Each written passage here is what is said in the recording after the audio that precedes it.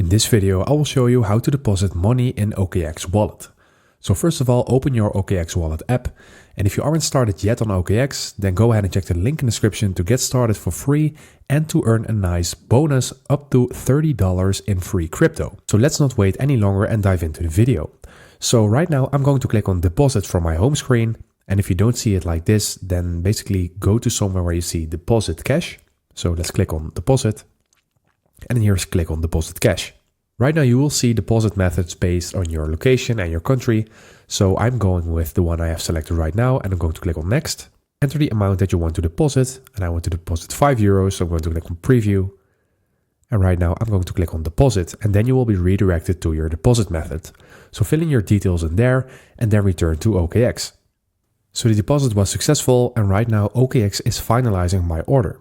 So this can take a few moments for your funds to appear in your balance. So let's go ahead and click on back to home. And as you can see, it is already added to my account. So that is how you deposit money in OKX Wallet. If this video helped you out, please leave a like and consider subscribing. And then I see you in the next one.